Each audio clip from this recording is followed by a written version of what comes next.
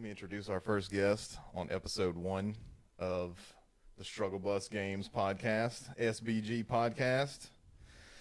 Today, our guest is my brother Andrew Morgan. Nice to meet you. Give him a warm welcome. Currently about to graduate UL. Yep, it's been mechanical exciting. engineering.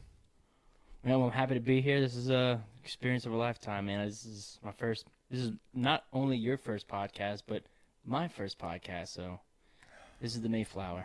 So many firsts. Got the new table and comfy couches. Oh yeah, comfy seats right here. They're deceivingly comfy. Oh, dude. These are great. How long have you been going to UL for now? I think you surpassed my record now. Yeah, long enough. This will be my 9th year. I'm a 9-year. Well, I took a year off, and then I only had a couple classes a semester for like 3 semesters, so I took it real slow in the middle. But this is my last one, and I got 5 weeks left. I'm getting out of there. Jeez. So for comparison, I went for iTech at UL, and it took me 7 years to graduate. And I was like, man, this is never going to happen. And so to hear that this man pushed through for 9 years, yep, commendable. Yep, it's just don't give up, you know. That's right, man. Just don't give up. That's the motto for the day. It's what got us here right now, talking to y'all. Yep, that's it. That's it. So, what job prospects do you have going into the future right here? Because this is what I was talking to Andrew before we cut the camera on. This is not only like a video journal basically going on for, what's going on with the whole podcast in general, but it's a video journal for each person that comes on, because hopefully I'll have repeat, visits from these people, definitely from this man. Oh, yeah. And right now he's talking about he's about to graduate, and then in however many months' time, he'll be able to look back once he comes in the next time and talk about his new future endeavors and all that he succeeded at. Yeah. He's currently working for our dad's company right now, C.D. Morgan and Associates. Mm-hmm. They're doing a whole lot of work in Natchitoches and. Yep, Natchitoches, UHC, Beauregard. We actually just finished a big old emergency room addition to the Jackson Parish Hospital. Oh, nice. Did their whole ER, whole thing. We got an in-house architect. He does everything on Revit. That's pretty great. Yeah, and we got a draftsman that does pretty good, and he pretty much drafts plumbing and all of the pipe work and HVAC and all that stuff. Jackson Parish. I used to work at my dad's as well a couple of years back. That was been a couple of years, like 10 years ago, and we were working for Jackson Parish also. And the big crowning gem whenever I was working with him was the 10-story tower at Our Lady of the Lake in Baton Rouge. Yeah. And I remember how, still to this day, whenever we drive past it, I'm like, yep, monument. I drew up all that stuff right there. Yeah. That thing is a sight to behold, man. It was pretty cool.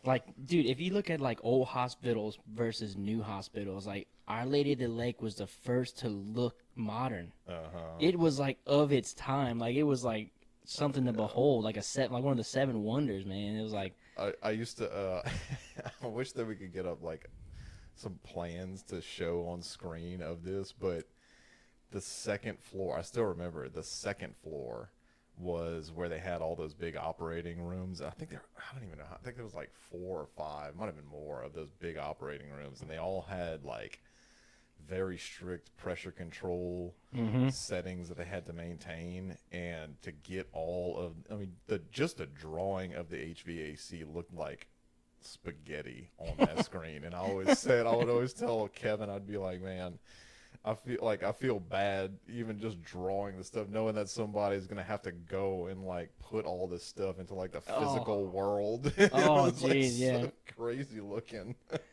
Yeah, that's some big jobs, man. That's I say I feel bad, but I'm sure the contractors that did it made a pretty penny off it, so they probably don't feel too bad about it. Oh, dude, you know they all made well. So where you living at these days there, Andrew? Shit, I'm living right next to. There's a little plantation down here, Christian Point. Not too far, yeah. Kind of in the same neck of the woods. So I mean, country living is the life to be. He's 15 minutes down the road from me. We're here in Church Point currently, but he's living in Sunset right now. I got 11 acres and a little 3-bed, 2-bath trailer. Got a couple of ponds I shoot wood ducks in, and I cut my grass. I cut 8 acres on a 56-inch deck, 24 horsepower riding lawnmower. It takes me close to 11 hours. He puts a little nitrous in the tank, pops wheelies on that thing. Yep. The worst thing that happens to that lawnmower is I got cypress stumps, or little cypress knees about that tall. And, dude, I hit them on that lawnmower, and sometimes it stops me. Jeez. I hit it, and I just, like, rock forward, and it's crazy. I got just under 6 acres over here, and I'm still working on my damn shredder for my tractor. But when a year ago I was cutting on the lawnmower, I was cutting that field, and I was holding Sam, and he was what, 3? I think he's 3 right now. He might have been 2. So he was on my lap. We were cutting the grass, and the grass was like this tall, right? So then hidden in the grass, I mean, we had just moved in. I wasn't so sure about, how tall or where the stumps were and all this shit. Oh, no. And I'm going, you don't think you're going very fast on a lawnmower. Oh, no. And look, I hit one of those damn stumps in the grass, and we both, like, slammed up like that. It felt like, it wasn't, like, super crazy. It wasn't child endangerment levels, but, I mean, it caught me off guard for sure. Dude. It's crazy. Like, what are you going, like, 4 or 5 miles an hour, and then just a dead stop, dude? Oh. Man. A little mini car wreck. Dude, speaking of car wrecks, so me and Mia went to a little Easter thing yesterday at like 11. We leave the house, and we spend like 3 hours. Somebody was driving down my road, ran off into my ditch, smoked my culvert, bent my pipe up, flew up, landed in my driveway, took out one of those white poles in my yard, wrecked into my other ditch, and then peeled out of my ditch and got back on the road. Dude, I mean, I got like a 4-foot white pole this big around, 2 feet in the ground, dude. Like, how hard? I would love to see what that vehicle looked like after that. Dude, there's freaking mud and dirt and grass everywhere. It's like a few teeth on the ground. Yeah, how did they not get hurt? It looks like they just drove off. It's like they're like, man, I'll go to the hospital later, but I ain't about to get no DUI for show. No. Yeah, dude. I mean, in that lawnmower, it's like that steering wheel is right up on you. So like when you hit, it just hits you right in the stomach. God, gotta be ready. Brutal.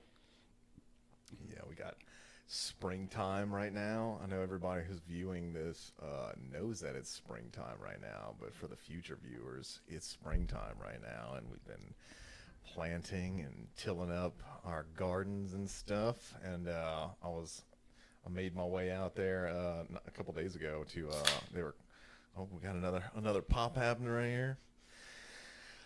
This man got a little hidden stash of beers. I'm not quite sure how many he's got down there. Guess we'll see. But yeah, I was chasing down there was a construction crew down my road that was mulching up some trees, and I ended up with an entire load of freaking mulch, and I'm pretty stoked about that. I'm going out there and getting my little daily exercise, shoveling mulch into these low areas in my yard. Hell yeah. And fun fact for those who don't have much knowledge about large heaps of mulch, but if it's fresh mulch, it has some bioactivity going in it that's breaking it down, and that shit will get hot, and it gets hot enough to catch on fire, actually. Oh, yeah. So whenever I was like shoveling up the mulch, there was like steam and smoke coming out of the core of it. Yeah, if you go and dig into that mulch and you get like, the outside is kind of cool, then it starts getting hot, and like the inside core of it is probably pretty hot. You probably cook a steak. Wow. crazy. We could do a pig in the ground with that mold. I know, dude. right? It's like a natural sous vide. Dude, that's cool. Yeah, it's crazy. So a little bit about old Jake here. He's kind of the farmhand of the family. He's got him a little, he talks about his 6 acres, but his 6 acres of productivity. He's got what 15 rabbits and 5 goats or 3 goats or. If anybody wants a rabbit, hit me up. I got some for sale. Easter bunnies. Yep, Jake's Farmer Brown. Yeah, I try to do a lot of things with the strip. It's like a landing strip, and like ideally, if I had enough dough to do it correctly, I would have a good large horsepower tractor with actual mud tires on it instead of turf tires. Because I can't really do a whole lot with turf tires. I can do some stuff, but I've been making it work with that Kubota that I got right now. Currently, I have a gray market, like 50-year-old Kubota that I've been working with that I bought from my mother-in-law, and she bought it from her dad back in the day. So it's a hand-me-down. I'm pretty sure he bought it from somebody, and only the name is in English letters. There's nothing else that is English about it. So to try and find parts for it, I have to like guesstimate exactly what I need, or just pull it off and go to AutoZone and just try and match it up. It's a Franken tractor. Yeah, pretty much. But ideally, if I could do it how I want, I would put a crawfish pond back there, and so that's in the future. Yeah, dude. What is it right now? It's like $150 a sack, so that's like $5 a pound. Dude, back in the day, inflation hitting the crawfish. Dude, $120 was a sack of crawfish, and we were like, "Whoa, what's going on?" You talk to some old guys that used to go crawfishing, dude. It used to be like $60 a sack. Oh, sure, bonkers. That's like $2 a pound, dude. It was up in the beginning of the season. My buddy Drew went to like crawfish time in Cecilia. He bought 5 pounds of crawfish. His old lady bought 5 pounds of crawfish, and they each had a beer. Oh no, they It's done $150. Oh my god, that was way higher than even the high thing that I thought it was gonna be. He said it was $60 for 5 pounds. Oh my god. I mean, that's cooked, seasoned, ready to go. So I mean, $150. Oh, dude, it's insane. So if you had your little crawfish pond, dude, I mean, you could almost retire probably. Oh man. And dude, you got like 1 million crawfish holes in your yard. I mean, you know you got them. So At I mean, night I go out there and my dogs are barking, and they're barking at crawfish in the yard and are trying to eat them. And I have a pet possum, and I feed it crawfish and June bugs from my yard. It's a natural ecosystem out here. Farmer Brown, I'm telling you. I got my possum from him. Yep. It was That's how we do it in the sticks. We trading animals. We got possums, bartering. Yeah. So I was trapping in the back, and I caught this mama possum. I didn't know, and they're marsupial. So, and we had like, I tried to get the squirrel population up. So it's I don't try to just take little lives of animals, but there's just so many, and like I trapped one of them, and I saw her little belly moving. And I said, dude, this is the saddest thing ever. And I took a little baby out, and it was big enough to bottle feed.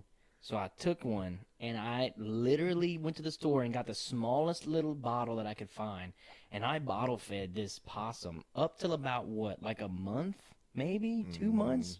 Maybe? I'll put some pics. I think I have a pic on my phone of it, like, crawling in my beard whenever we got it. Yeah, and as soon as, like, me and my fiance ended up getting pregnant, we were like, there's no way we can have a possum and a newborn. So I called Jake. I was like, hey, man, you want a pet possum?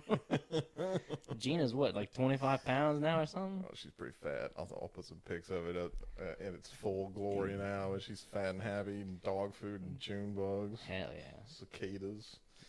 Yeah, I was trapping a few as well because I wanted to see. Apparently, I like to see how things taste, right? I've shot and eaten a raccoon. It's pretty good. But possums, I kind of wanted to see how that would taste. And so I had trapped a possum, and I ate that one, and it was all right. But after having Gina, I was like, man, I feel bad. Like, so then I don't trap anymore. But yeah, that was a little phase I was going through. Yeah, just had to see. Dude, Johnny's dad. Johnny's one of our old buddies back in high school, whatever. when we would shoot those raccoons behind Dad's house, if he found out, he was like, bring them to my house. I want Oh yeah. to eat. Like, it's like a delicacy. Like, oh you, yeah. man, and it's like everyone sees them as like trash pandas. You know, they're like, oh no, they're gross or whatever. And like, there's some of them old Cajun man, dude. They'll like. It's the glands. They say that, like, people who don't know will say that, oh, you can't eat those because of the glands. All animals have glands, and you always have to take them out. And so it's no different with the raccoon. And if you are kind of squeamish about the flavor or whatever you think is going to be gamey, you can just, like, soak it in apple cider vinegar or, like, brine it. But, I mean, I'm telling you, it was like deer mixed with, like, cow, like normal beef, and it was like a red meat, and I barbecued it. And it was quite good, Dude. Would do again. How big do you think the little steaks are on that thing? Like that big, dude? I made some little filet mignons with dude. it. What you cooking tonight, bro? Cooked in medium rare. Medium rare raccoon filet mignon. Come on. My coworkers were like, "We're not coming to eat gumbo at your place anymore. We're not quite sure what's gonna be in there." Yeah. And look for the he was here whenever I had trapped that pot. That was like 2 years ago. It was New Year's, right? Mm-hmm. And it was New Year's morning, or like the day before New Year's. It was gonna be New Year's Eve that night, and I had trapped that possum, and I cleaned it up, and I put it on the smoker with some like nice big old pinwheels of salmon that I had gotten prepared. So it was like this nice delicacy next to this like shit that I pulled out the woods just to see how it tastes. Dude. Look, you know, we're talking about eating smoked possum and all kinds of stuff, but listen, don't let him fool you. This man is one of the best steak cookers I ever come in contact with. Oh, why don't you educate the audience about this exactly the story that you're referencing? Man, we went to a little trip out in Wimberley, Texas, and you know we got out there, and Jake's like, you know, one night we're gonna get some good steaks. I said, all right, that sounds good. Perfect setting. It was like a little like cabin looking over a bluff. It was like a little river, a little pool. It was perfect.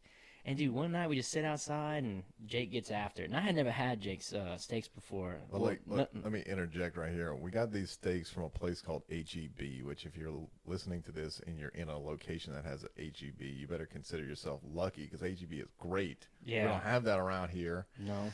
It's like Rouse's mixed with Walmart. It's like a gigantic, fine establishment for groceries. We ended up getting Wagyu. And the Wagyu, it was like American Wagyu, and it was like $10 for a flank steak that was like this, okay?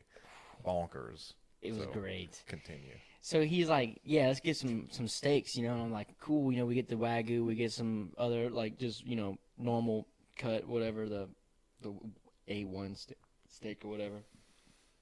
And he goes, yeah, let me go try to find some beef femur.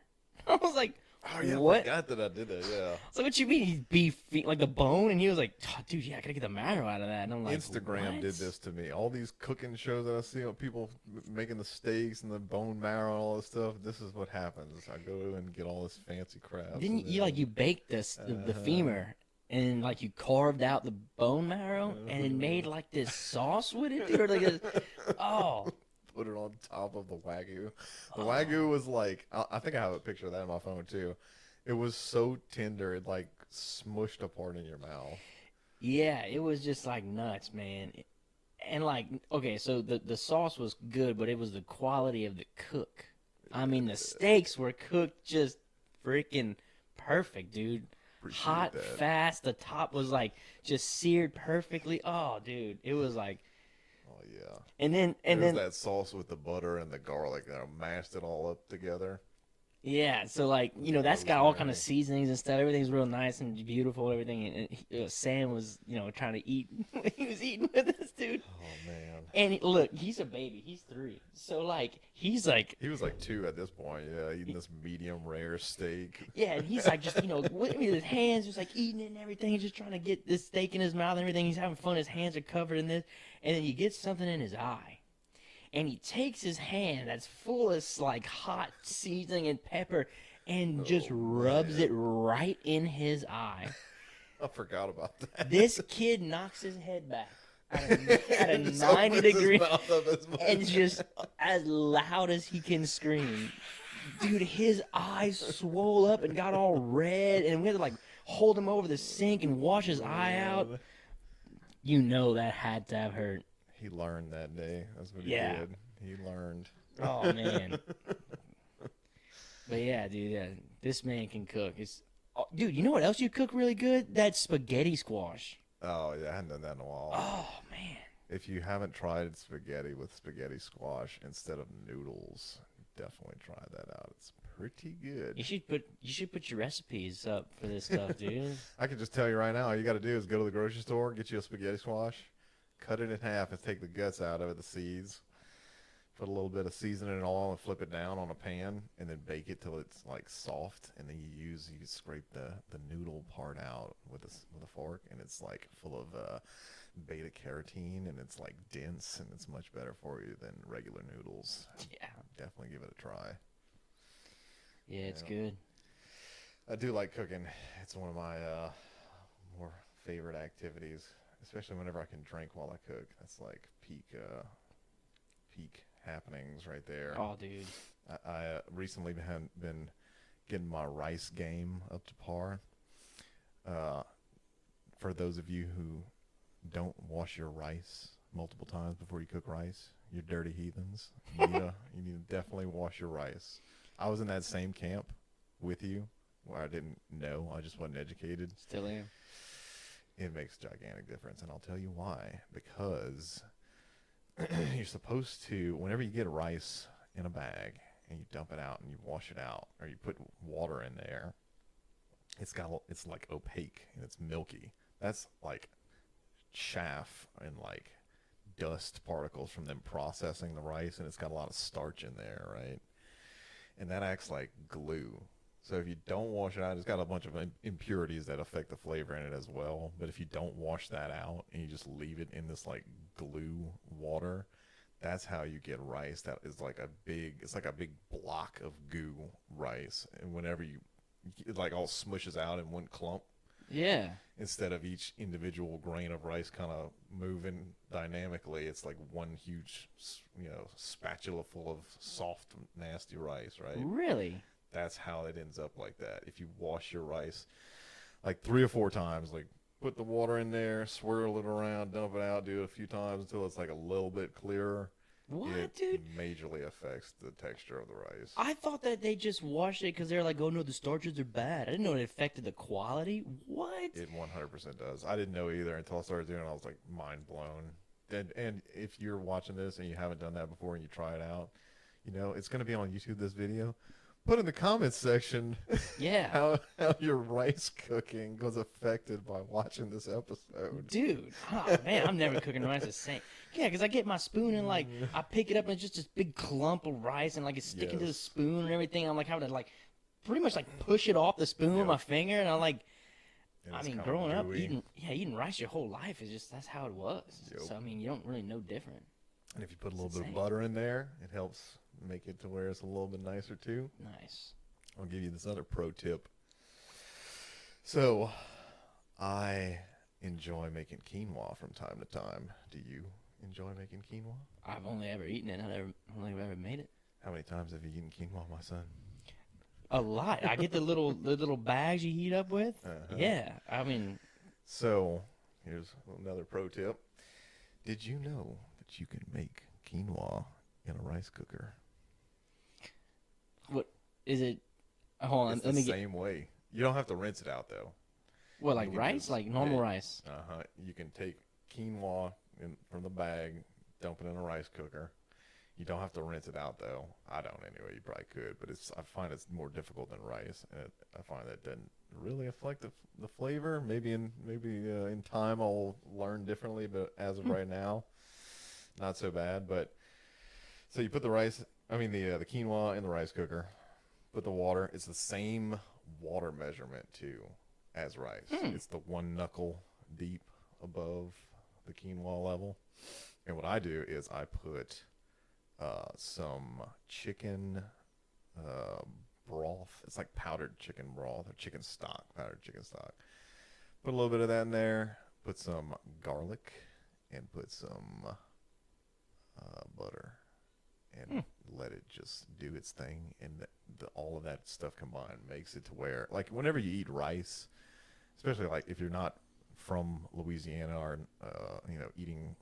I don't know how people eat rice where you're at watching this, but here it's just a vessel to get gravy onto to eat, right? It doesn't really have its own flavor, right? You're not just going to sit down. middleman, yeah. You're not just going to sit down and just mow down white rice. Like most people don't. They have some people that do, but the quinoa, whenever you cook it this way, it is actually very good, and you could just straight up mow it down by itself. That's how good it is with that flavor. Yep. Dude, crazy. You get like a taco, maybe put that little bit of quinoa on the bottom, like some salmon on there, dude. Oh man, God. Recipes being created before your eyes. Like little, like with fish tacos, a little quinoa in there, dude. Mm-hmm. And isn't it like much healthier than rice, like white rice? Yeah, and it's got some sort of like more amino acids or more like of a protein profile to it than white rice, less carbs. Something. It's good. You ought to check it out. Not too shabby. I always get like the jasmine rice, you know. Oh yeah, like the basmati. Oh rice. yeah, dude. Aromatic. I've been on a kick trying out different. Man, that was something I forgot to tell you too. Man, this episode is half endeavors of our own lives and half cooking yeah. tips. But let me tell you about this. So, Abby was like, my wife, Abigail, she has requests like, okay, back up. I enjoy eating good things, but everything is expensive as shit right now. So if you want to eat good things, you have to figure out either how to make more money to afford to go eat out at these fine places, or you can expand your knowledge of cooking. And that's the path that I'm choosing currently, right? So she'd seen on TikTok that somebody was making curry. And I was like, oh man, I've never done that before, but I always wanted to mess around with it. Do you know?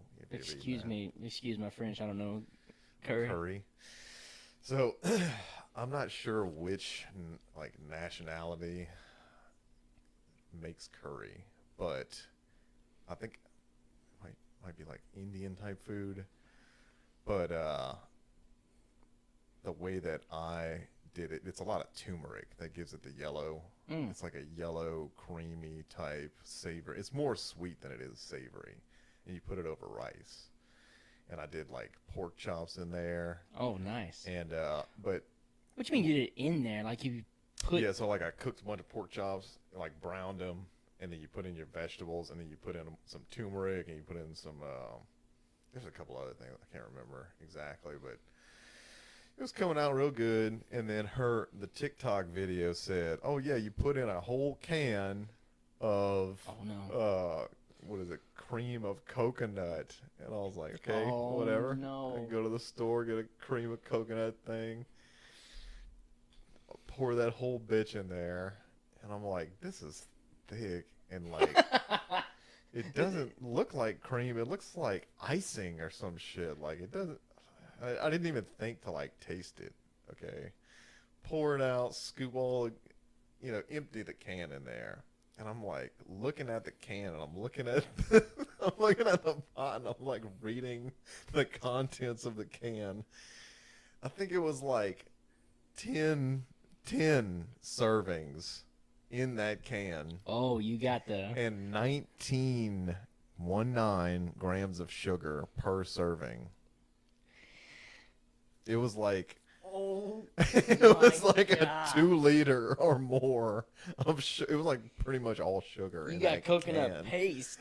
Yes. Oh no, dude. And the pot was not that big. And when I tried that shit, it was very sweet. It was like I had cooked a big old bowl of like candy curry, and I was like, "Oh no, what have I done?" Oh, no. So then I was like, the first half of me cooking it was getting all the ingredients in there and figuring out how to do it. And the second half, which was about an hour, was me trying to figure out ways to water it down and try and still have the good consistency I wanted it to, but not be so damn sweet. That's the worst, dude. I've never encountered that shit before. I was like, man, there's no way I just added way too much sugar to this savory type dish that I'm about to try and make right here. Might as well throw a bunch of Laffy Taffy in there. Yeah. It was like eating candy. Oh, dude. It was pretty good still though. Once I got it, like, just put a bunch of salt, Yeah, trying to kinda evens cancel it out. The dogs all have diabetes now from wiping the leftovers out. Yeah, dude. Had to go get more refreshments, Yeah. Speaking of refreshments. more sodies. Yeah, I see. Sodies. So, if this YouTube video gets out to a Mr. Joe Bad, a Nikki Taylor. This is your moonshine here, Mr. Joe Bad, and I tell you, man. We'd love to be sponsored by you. Gosh, darn it! I mean, this is some of the most. It's apple pie, right? And it's just a wonder. Delicious.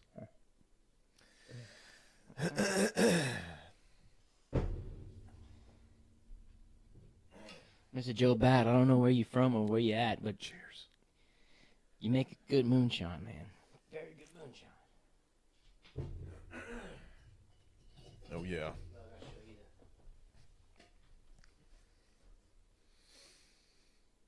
Mm-hmm. Cinnamon stick. Helps to lubricate the vocal cords. Yeah, a little cinnamon never hurt. So, got some music equipment behind you right there. Oh yeah. You dabble in music a little bit yourself, huh? Yeah, my older brother actually inspired me to play music, so yeah, I never let it go. Yeah. Yeah, I got a. Him and we got 3 brothers, right? I'm the oldest. He's the middle, and we got Luke. I'll probably end up getting him on here, but he's been doing some stuff with his. He's been recording lately, huh? Yep, look up Luke Silton Morgan on YouTube. He's got a bunch of good songs he's written. He's the lyrical genius of our generation. He's got some good stuff on there. It's LCM Luke Silton Morgan. Look up "Catch Me in the Morning." That's one of his good ones. I'm gonna have to put that Yeah. link in the description for What do they call that? A toenail or something? You put in a toenail? in the thumbnail. The thumbnail. The toenail. This man's YouTube illiterate as I am. Yeah, we grew up down the bayou. Yeah, you see this old Marshall stack right here? This is I got me a Marshall. It's so this is your head, and this is your cabinet where your speakers are. I got one that's it's both. It's got the head with the cabinet in it. It's DSL Combo. Yeah, and man, I turned up too loud. It'll make you nauseated. So I can't imagine this thing right here. Blow my hat off. This man gets on his inspiration was like John Mayer more. Yeah, so I fell in love with John Mayer for just his lyrics. The way he played guitar was like, you have Jimi Hendrix, right, who was this outer body experience in the world of music, and then Stevie Ray Vaughan came along and kind of brought that esque to Texas flood music, and then I feel like John Mayer brought that to pop, and it sounds good. He's like a bluesy guy, and he's been a big inspiration to me. That was the latter years of my life, but the beginnings was Hank, Merle, Waylon. I'm a big old country fan, so I can't get away from country no matter where I go. I'm jelly of this man's guitar collection myself. I like his Strats. I think you got a Strat. A couple Strats, right? I got 2 Strats. I got one that's me and my buddy Robbie Manuel. He plays for Charismatic. If you guys ever get around to go and see him, it's a good band. My buddy Matt's there too. But yeah, so me and Robbie, we were cool, and we hung out a good bit. Life, he got a good job with a family and everything, and I got a good job with my family and everything, and we don't hang out as much as we'd like to. So, but anyway, when we used to hang out a lot, I got me a guitar at a pawn shop. It was like $700. It's an old beat up Mexican Strat, and I was like, "Hey Rob, let's build this guitar together, man." And like, I brought it over, and we took it apart, dude. Everything was just messed up. Like the pickups were all rusty, and the flip switch didn't work, and like nothing. The knobs were all beat up. You couldn't read anything on them. We didn't know if it was 10 or 1. And I was like, "Look, dude, come to Guitar Center. Let's just build this thing." Cause I was like, "Look, I got like $500. I'm ready to invest in this thing. Let's do it." Yeah. So man, we put some Texas specials in there. We fixed all the knobs, fixed the little flip switch, and we put together one of the meanest guitars. I mean, it's a yellow body, maple neck from like 1995. It's got all the scratches on it. It's Franken guitar. It sounds immaculate. it's unbelievable. And I got me another little. It's a Squire. It's a Squire, like like a '90s rendition or '80s or '60s rendition, something like that. It's like a little rendition they tried to do with Squire, and it's very like the Strat being the Texas Specials is high and up in your face, but then like the blue Strat has like more like low end tones, so it's more like my John Mayer guitar. And then the meanest one of the bunch is that PRS. Yeah, man, that thing. Oh, that thing get after it. PRS. God dog it. It slaps. Oh, dude, like dark wood body. It's got a dark wood neck, and then it's got like a green body. It's got 2 humbuckers. Whew, that thing is man, it'll get out of hand real quick. Yeah. That one. I think I always wanted to get a Telecaster and try that out. I don't know, something about the way, the look and the tone of them. I mean, Telecaster, Stratocaster, they both have similar tones to me. I mean, not super educated about the difference between them, but they both sound. Yeah, see that Excellent. Telecaster, man. I went to Nashville's Guitar Center, and they had a '52 Telecaster from '52. Oh man, It was like $8 grand, I was dude. about to say. I didn't even want to touch it. He told me I couldn't touch it. He was like, no. He said, Like a glass case type. he was like, deal. you have to play other guitars and make sure I know you know how to work a guitar. Like I was like, nah, it's all good. I'm not gonna like, dude. I mean, that Telecaster, man. It's just the twangy country. I mean, even rock and roll. Look at what are they? The Rolling Stones. He played a Telecaster. Oh, really? What was his? Not the lead guitar, the rhythm one. I don't even know. Oh, he's the more famous guy, whatever his name is. He plays a Telecaster. Oh, the one that they always joke about is like never gonna die. Yeah, Oh, I can't remember his damn name either. he played a Telly. John Mayer has a Telly from like early '60s, and the one of the pickups are just different. He bought it from like a custom shop somewhere, and it's not as twangy. It's very smooth. Yeah. It's his yellow one. Yeah, that one's plays on a lot of Born and Raised. He played it a lot on that one. So, Yeah. but you got some cool ones too. What's that one? Old Robbie got you. That old, Oh yeah, that it was like a root beer burst. It was an Agile. yeah. I'm gonna have to bust it out and like hang it up or something. Yeah, that thing's One of these beautiful, man. days. God, dog it. Yeah, that one's it's supposed to rival like a Gibson, like a Les Paul. It's heavy. It sounds really good. Action on it's fantastic. Mm-hmm. Beautiful.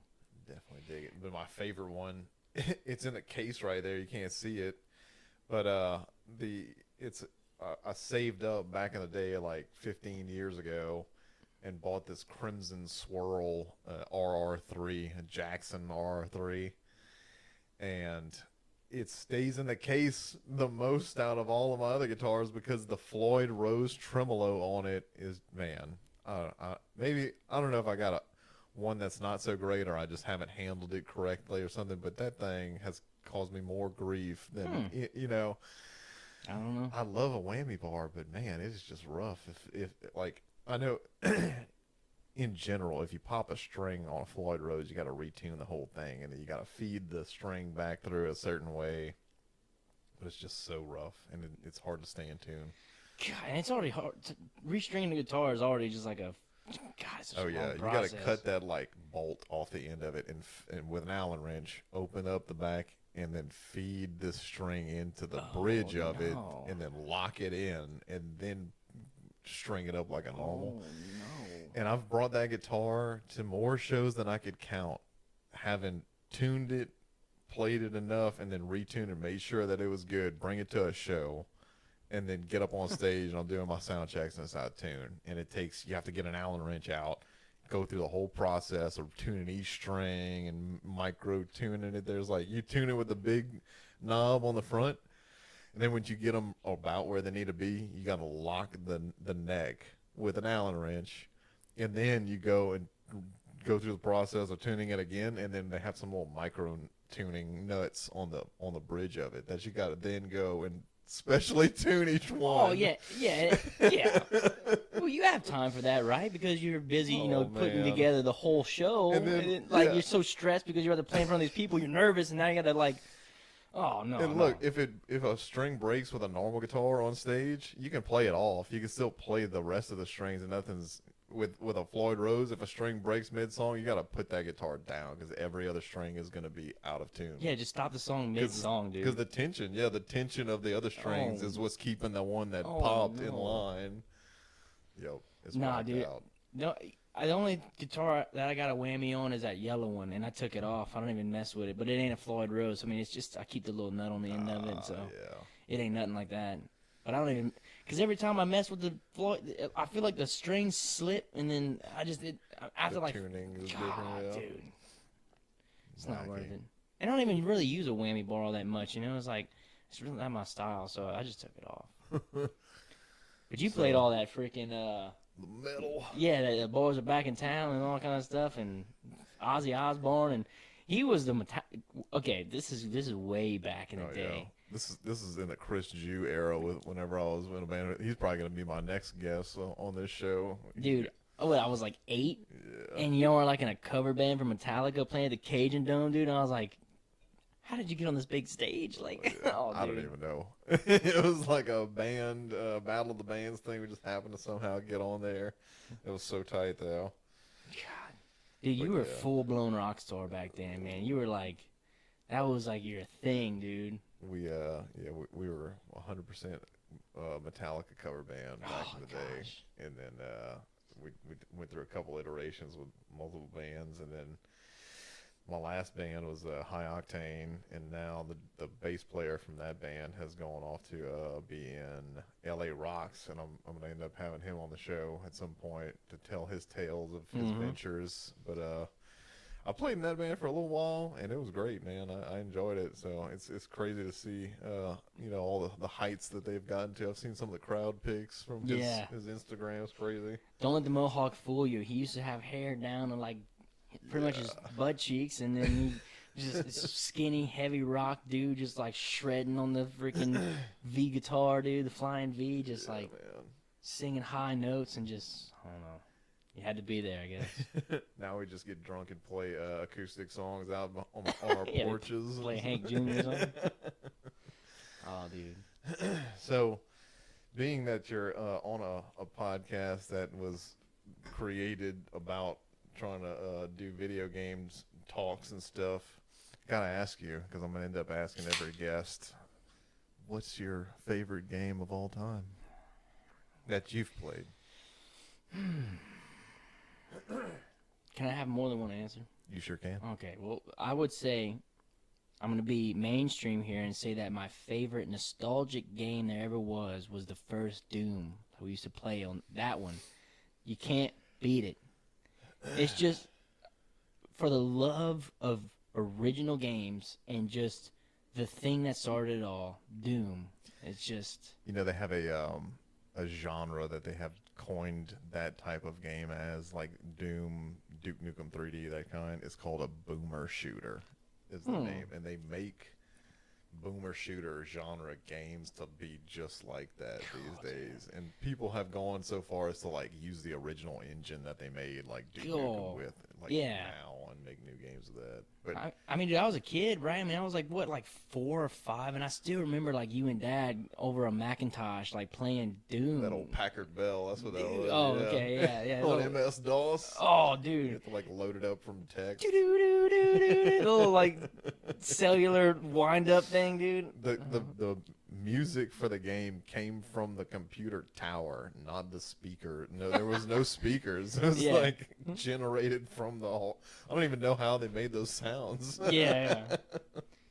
So that's like probably my, just like a good old game. And then, later in my life, me and my buddies got together and played like COD Zombies and stuff. That was a good rowdy time. COD Zombies, NCAA, Blitz, like those good old just rough and rowdy. Me and this man right here have a history of playing games together back before the internet was able to hit sunset.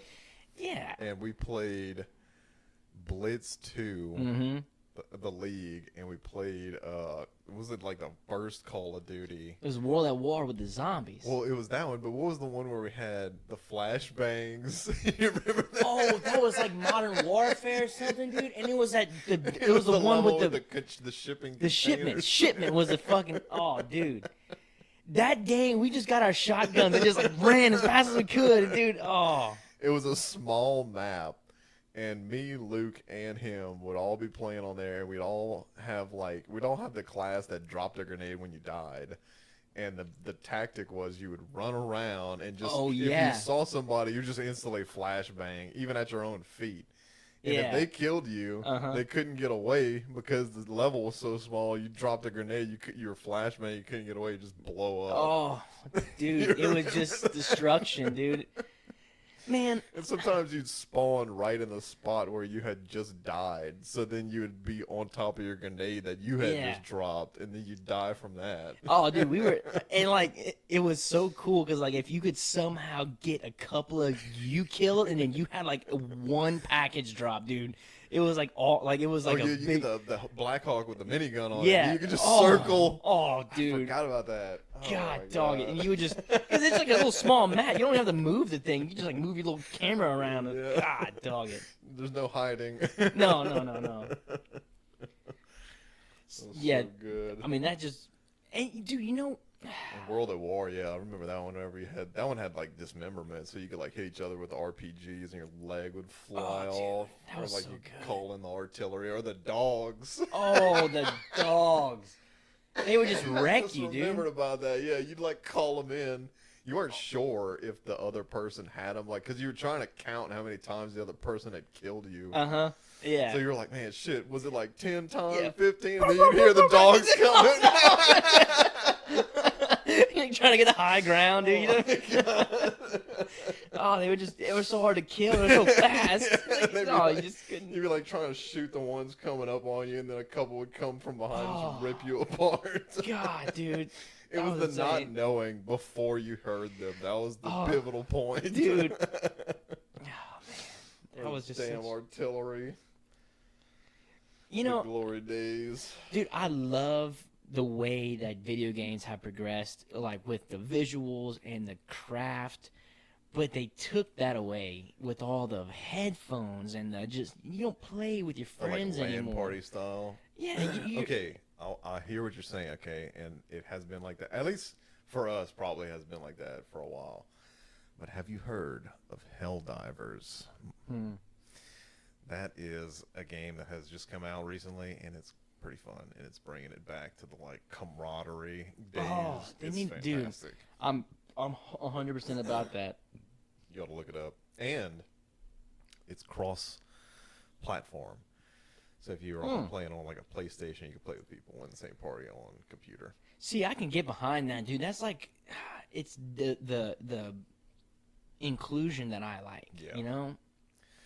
There's a time and place for like solo play. I like that too. Like I like to just jam a podcast. Like I'll jam Joe Rogan or whatever, Sean Ryan. And you know, there's like if I'm in a mood to be in, you know, what is it?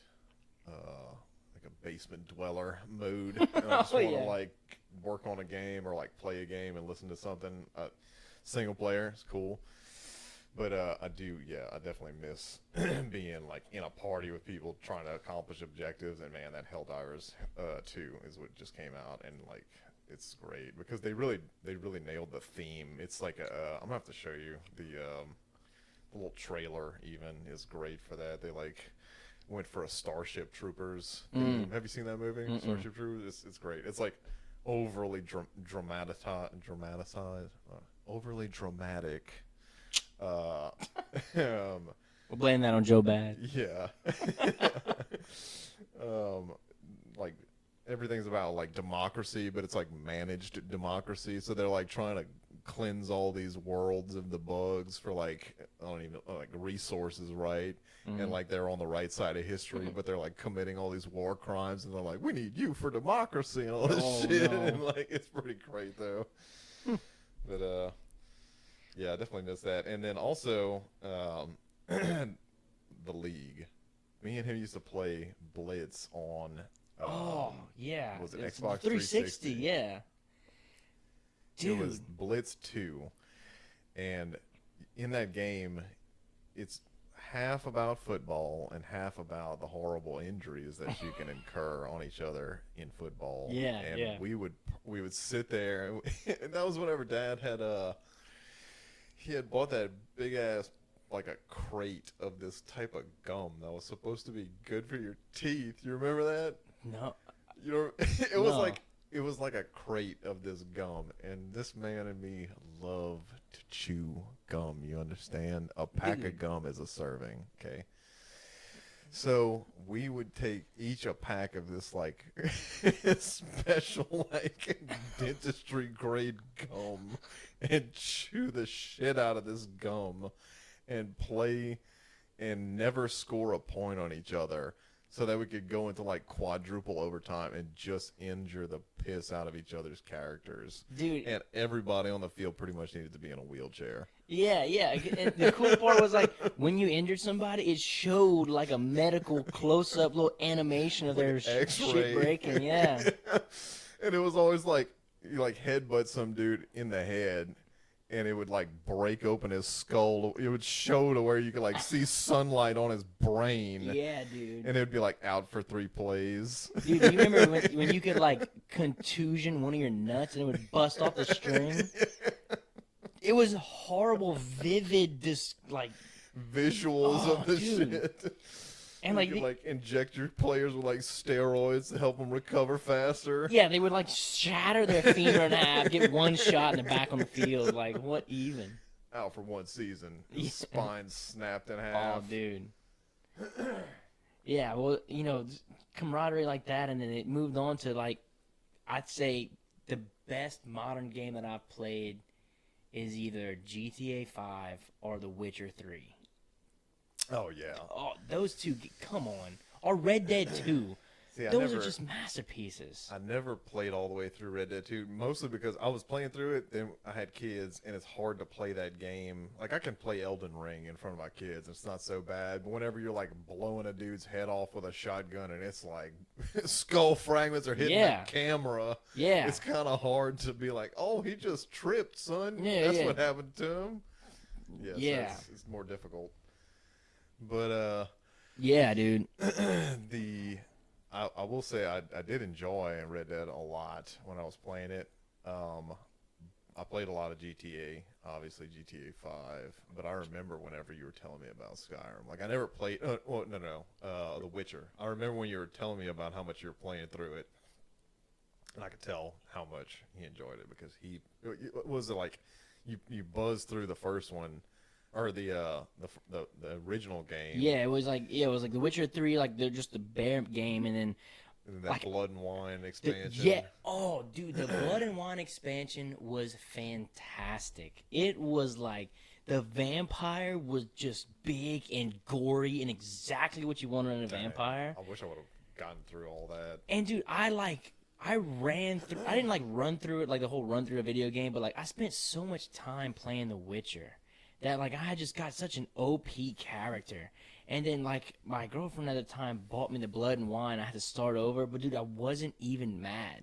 Like I went right back to OP, and when I Did got you to do the same build as you did since you had to start over, or did you change it up? I think that it would be very almost difficult to do the same build just for how many options you had. You know what I'm saying? Like, because you could like spec more into magic, or you could spec more into like weapons, right? Or you had to use both. you could do both. And then it was if I remember right, it was like fighting and magic. So like you've Yeah. got like skills and like maybe dodging and healing, but then like you could enrich like your flame or like these other things. And mind control was like another thing you could do. You like melt armor with your fire. I remember Yeah. that being like a talent point. It was so diverse and which a lot of like your games. Which is the one that you can choose the different. That was this one right here. Yeah, Dragon's Bane. You could like choose from all your different like things, and like it. What's cool about that style of game is that just like when I got the new Blood and Wine, I had to start over. I didn't get the same character just from how many options along the way. Yeah. Those games are so immersive. You get situational builds. Yeah, you get so wrapped up in your character. It's like part of you, you know? So yeah, But you didn't play too much of Skyrim, right? man, I didn't play any of Skyrim. That was Lukey played this. Luke loved Skyrim. Yeah. But he never like beat it. He would get a like certain far, however far, and then he would like make a new one. I think he kept making new ones. Is that what it was? I'm surprised that you never played that. You probably would have loved that game. Yeah. It's like first person Witcher, pretty much. I played it. It's just when it comes to like Magic games and stuff, I don't know. I never really got into the Magic, so I'm like kind of cliche for me. Like I don't really want to get into it, but like The Witcher was such a good transition from you didn't have to do Magic, but you could, and it was like a touch of the game. But then like I never played Skyrim, so I'm gonna have to try it. It was good. I heard Elden Ring is better than Skyrim. They're different, but they're both great. But I'll just graduate first and secure the bag, secure the money, and then once you have more time to burn, for sure you need to get lost in Skyrim. Yeah. No life it. Abandon your family and play video games. Dude, what? What'd you think about old GTA 6 coming out, man? What'd you think? Man, I think it's gonna be top tier. I think it's gonna be one of the best games. I mean, it better be. Well, we had like 2 generations of people playing GTA 5. Yeah, yeah, man. I think I was like 19 or 20 when that thing came out, dude. Oh my god. Maybe. Well, I would have been close to 6-7 years ago, right? Yeah. Is that about it? I remember playing it like in my apartment I had it on Xbox 3, no, Xbox One. And then PS5 came out. You had that white. PS4 came out, and then I bought it on the next, that console after that. You had it on that white. You had that white Xbox One, huh? No, I had the black. That was the 360. Okay. That my ex shot with a shotgun. No. That really happened. The Xbox 360. We won't talk about it too much, but it's on YouTube, I think. Huh? I don't know. She might have taken it down. Oh. But yeah, I played quite a bit of GTA 6 on that one, but I also played it. So you never played Monster Hunter? No, but I've seen it. It's like open world kind of. I played. I think I had like, man, close to 500 hours. I want to say on my Xbox One with Monster Hunter World, and then I got it on my computer and I put another like 300 or 400 hours. Jesus. It's so good.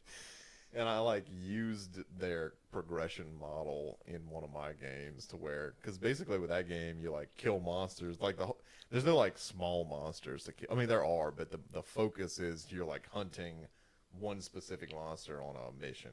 And you go and you kill the monster, or it might take like 20 minutes to kill or whatever, and then it drops like certain pieces of itself, and you can build armor and weapons from the pieces, nice. and they're like focused around the design of the monster, and I always thought that was super tight. Yeah, so, yeah, that's cool. Like a rock monster might give you like a stone, like armor. something. Yeah, that's cool. It's super tight. Very like the loop of gameplay is very engaging for that reason, because you're like, it takes a minute to kill the monster, and then you're like, oh shit, I just need a few more pieces to complete this armor. See, that's where it becomes art, you know? Like, it's like those little tricks, those little cool things. It's like, Keeps you engaged. Sure, it's a video game, but like, come on. It's like a little piece of art that someone, their mind and body and soul went into that idea. That's like it's so cool. Oh, show. That's what I like. That's the problem that I'm seeing a lot in like modern day video games, because I think like, I mean, I won't throw huge swaths of people under the bus. I'm just like, in general, I think like EA is a big culprit of that. They'll make a game that's like, they'll take a concept that's cool and heartfelt, and then they'll like monetize the shit out of it so that you end up like having to pay for a base amount of the game, and then you end up having to pay like for all these DLCs and like all these microtransactions, and it's like, okay, where's the like heart and soul of the game again? It's just like a cash cow. I'm there for it, man. Like, you know, I was gifted with like growing up as a young child. Like, you played video games, and like I was young enough to like play them with you, and then when I got older, I just kind of faded away, and then I like lost the touch with video games. And like I got back into it when I got older, and like I see the way they are now, and I never saw the transition. I wasn't a part of video games, so like now I'm like getting into these. I'm like, wait, whoa, like what happened? You know, it's like Or like everybody, you haven't played D4 yet, Diablo 4, but so get this. I'll tell you the story, my personal experience of Diablo 4 thus far. This game was hyped for years, okay? And whenever it came out, I bought the game. I think it was like 70 or 80 bucks. I think it was 80 bucks to buy it. So that it was 80 bucks if you wanted to get like a week's jump start on before everybody else. So that was like the first way that they monetized it. You pay an extra 10 bucks, you get a couple days. Oh, Jesus. So then after that, I was like, okay, I'm in. Let me download this shit. And then by the day that I had committed, it was like the day before it launched to be able to take advantage of the days that you got, early. And my internet out here isn't the best, so then I'm downloading at like a snail's pace. And so like I called up my internet provider during the day, and I was like, bro, I got this game I'm trying to download. Diablo 4 is coming out, and they told me they had multiple calls about that, and they bumped my internet up a tier temporarily so that I could download this thing faster. Dude. Super clutch. What was the name of this company here? This is Acadiana Broadband. Yeah, shout out to you guys. A real MVP out there. Wow. So I got secured all this stuff, played, finally downloaded it and do all this stuff. And the game is pretty good, I'll say. But they monetized it in a way. So I paid 80 bucks, right? They have battle passes that they then want you to buy if you want to unlock cosmetics, like premium cosmetics. That's like, I don't even know. It's like 10, let's say it's like 10 bucks. I think it's 10 bucks. And they have like battle passes every like couple months, right? So then you're going to sink even more dough into into a game. And then there's microtransactions even still in it after you have paid 80 bucks. And I think they were talking about how the DLC or the expansion was going to be almost the same price as like the original base game. So it's like just crazy. Yeah, it's like I see it the way that the same thing with like college. So why does my college tuition go up? Maybe there's more maintenance costs, more teachers, stuff like that. But at the end of the day, it's because, the state, with all the money they waste, they could be investing in children. They stopped investing in us.